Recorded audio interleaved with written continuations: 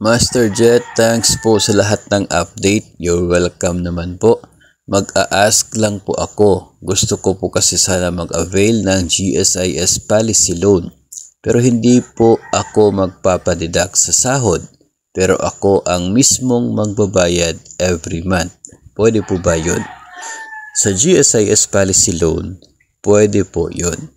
Pwede na mag-avail ka ng policy loan na hindi nagpapadeduct sa sahod.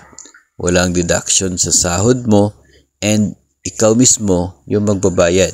Pwedeng direkta sa office ng GSIS, pwede rin gamit ang iyong GSIS Touch, pwede kang magbayad ng kahit anong loan including policy loan. Basta may laman lang yung either account mo sa Land Bank, yung GCash, Maya, ganoon.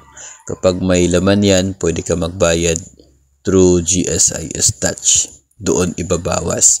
So, allowed siya na of all the loans ng GSIS, ito pong policy loan ay pwede na walang salary deduction. May option tayo doon.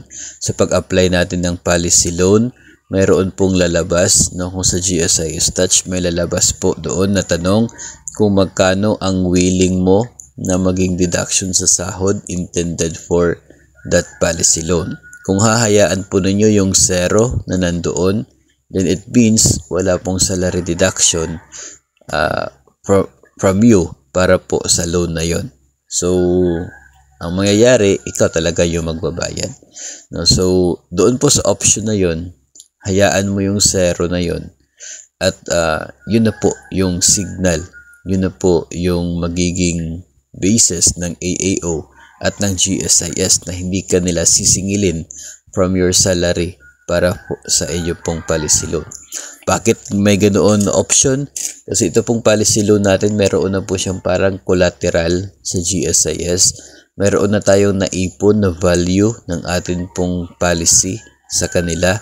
Proportion lamang, 90% lamang doon ang pwedeng ma-avail as a loan. So meaning, may pondo tayo na doon na intended para sa atin upon separation at kung gusto nating ma-advance, so pwede nating i-loan.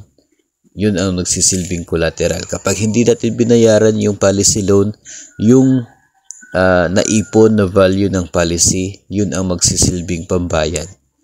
So, ganun po ang mangyayari. Kaya allowed na walang deduction sa sahod sa policy loan.